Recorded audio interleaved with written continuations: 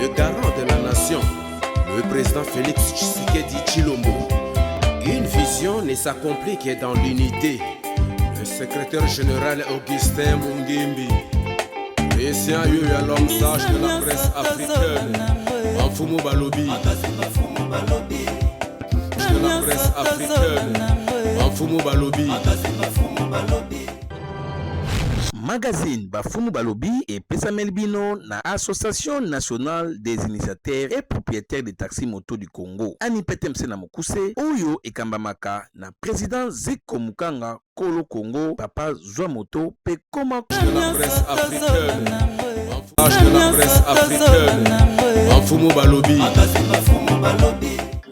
Merci Bandeko Balandi. Lelo ezali ouverture ya forum national affaires coutumières awa na ndako ya monene centre culturel na ville province ya Kinshasa epai wapi boyebi chef de l'état Félix Antoine Tshisekedi Tshilombo auti kofongola FENAC mpona kobongisa bofumu fale boyeba mpe bokangaki milulu oyo ekosala 4 jours ekozala mpona kobongisa mpenza ndenge nini loi 015/15 ya 2015 et Salema kasi lelo bokozwa ba interview bokoyoka ba chef coutumier ndenge nini balobi liboso ya micro ya magazine Bafumu Balobi. Suivez. Cérémonie d'ouverture oyo ezalaki penza mobange pumbate chef de l'état mwanamboka Félix Antoine Tshisekedi Tshilombo ye ayaki kofongola milulu oyo ya forum national aux affaires coutumières. C'est Simba Pebo Ebake. Awa, ba chef coutumier 26 provinces bazwaki mise en place na bango pour nakola ki sapenza bokasite ya coutume ndenge nini ekozala. FESNAC. Oezali renforcement du rôle de l'autorité coutumière, gage de la stabilité, du développement, de la sécurité et de la cohésion des communautés en République démocratique du Congo. Ne ezalaki thème oyo ezalaki retenu na milulu yango sengbe boyebake. Mwana mboka Félix Antoine Tshisekedi Tshilombo ye penza sima ya kozwa maloba esengelaki na vice ministre ya affaires coutumières Mwamindezi Katurebe pe mwana mboka maître Jacquemaine Chabani oyo lelo aza kokumbela ministère ya intérieur pe affaires coutumières bavandisaki penza discours ekemba sima ya mwa ba discours oyo esengeli boyebake pour lier l'utile à l'agréable groupe folklorique moko ya Gremataki Matini oyo kasi esengeli boyebake centre culturel d'artistes pe des pays de l'Afrique centrale CPAPAC oyo eza penza koyamba ba chef coutumier ezali kitoko po na kovandisa milulu oyo eza kosala 4 jours mokoka awa na ville province ya Kinshasa sima ya ba discours oyo ba chef coutumier balakisaki penza lolenge nini bakoki kobatela bomoi ya bandeko ya ba mama pe ya bato oyo bazali na ba village na bango boyoka ndenge quelques chefs coutumiers s'exprimaki liboso ya magazine Bafumu Balobi. Bon message ezali de biso autorité traditionnelle en général tozana esengo makasi kolanda discours ya mokonzi ya mboka pe ya ba ministre na ntina na oyo etali coutume na illustration oyo président auti kopesa ya nzete ekoki kotelema malamu te pe ekoki kokola malamu te ekoki kopesa mbo malamu te soki boza koentretenir misisa na yango te. Alors coutume ezali misisa ya nzete donc mboka ezali nzete baministère to gouvernement ezali bitapi ekoki kozala malamu te bafiage nango eza malamu te mbuma nango ekobima malamu te soki misisa nango eza entretenir te misisa nango nde biso baautorité traditionnelle misisa ezali coutume tradition na biso baafricain to ya Congo.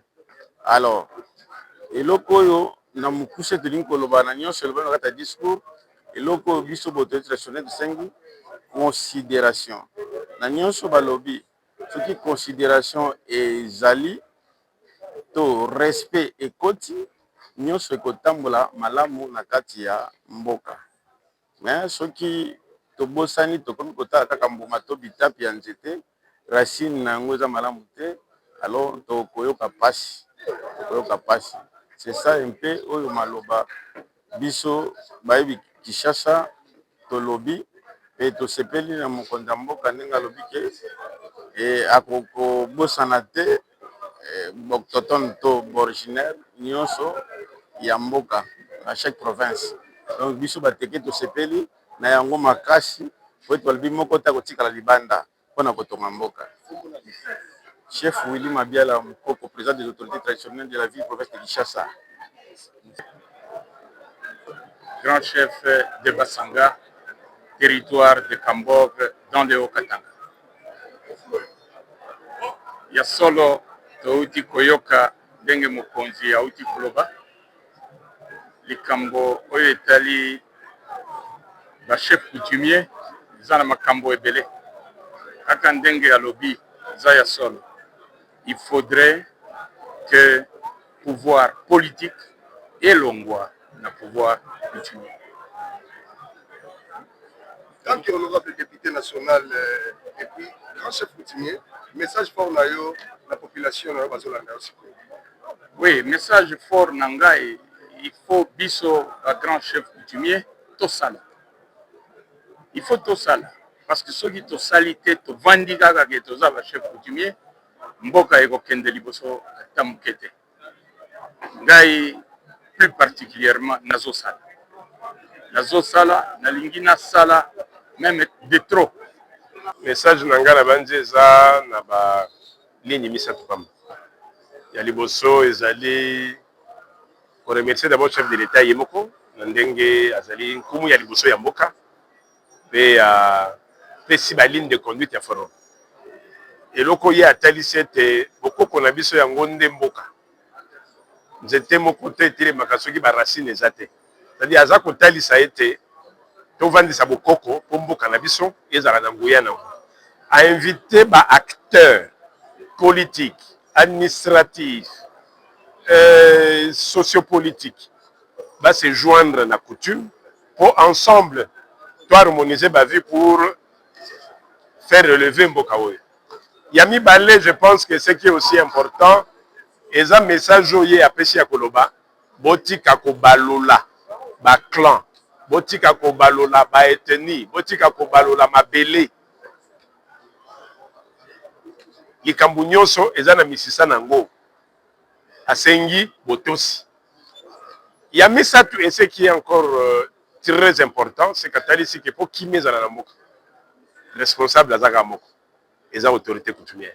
Toza na loi, toza reconnu na constitution, mais application eza na passe. Apesi biso chance, to solo la sous toloba. Je profite de l'occasion parce que VPM y a intérieur autobing excellent Chabani a brossaki déjà que chef coutumier au-delà de la constitution na loi naie, il faut l'accompagner. Il faut asseoir les choses. Je salue moi Mindeze. Alobi ezana batu babunda pour le loba biloko ezala. Même si batanga iba kombote. Saluta. Mena bankumu nyoso. Tokutani eza musale bandi. Le plus important na vie eza kolamba te. Le plus important na ba loi ezali boko kabola ngondengini.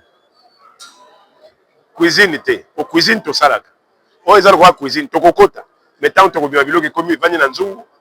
Là ça kokende zate poli et finalement est commis inutile. Ça fait des années que Bankumu bazo kufa, ça fait des années que bazo bunda, ça fait des années qu'ils se sacrifient. Est-ce qu'on peut prendre conscience cette fois-ci que seule l'unité va faire triompher ce pays? Na bengi Bankumu nyoso kaka ndenge abete ya vandi sarabiso. To tchana se. Ba fa une organisation ezala. Mais balobi na ba Congo obi fungili lambulula balambulula. Ça veut dire ceux qui quelque part au BBC. To bongisa. Yango ne chef de l'état zozela, yango ne mboke zozela. Na moku sezali mfumu di Fimantinu wa Congo. Président du Conseil supérieur de l'autorité traditionnelle et coutumière à RDC ou Elambaka. Merci. Non, aux autorités coutumières qui m'écoutent pour le moment, donc nous avons cette obligation pour le moment d'identifier qui sont les ayants droit et qui n'est pas les ayants droit dans la coutume. Puisque la lignée, c'est clair. Vous avez vu même les choses de l'État. La famille régnante. Donc, ce que je vous dis, comme je le répète encore, c'était l'immixtion des politiciens. Mais pour le moment, quand nous allons sortir dans cet forum très important, donc il y aura la restitution par les à nos notables, chefs de groupement, pour dire que non, pour le moment, niet. C'est la famille, c'est les ayants droit, tout ça, et ça sera suivi. Donc, si vous avez quand même l'arbre généalogique, il faut notarier ça.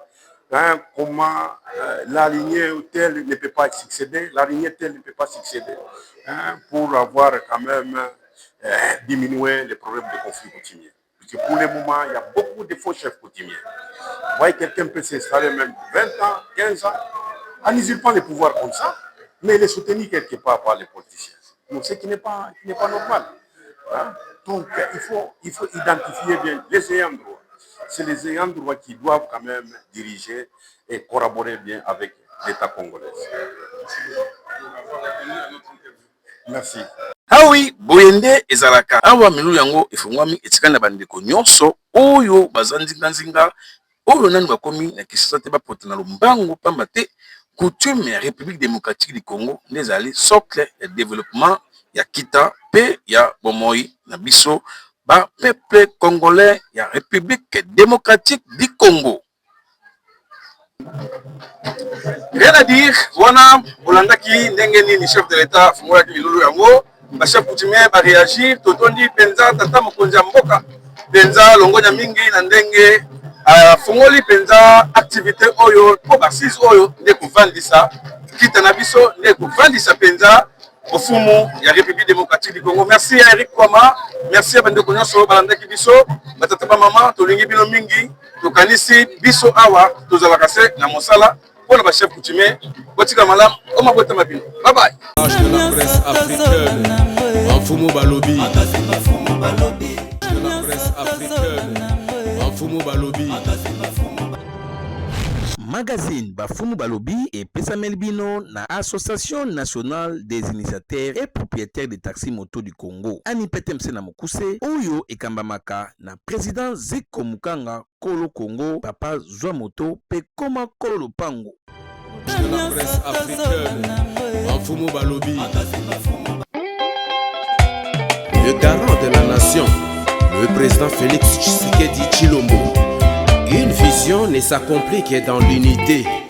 Le secrétaire général Augustin Mungimbi.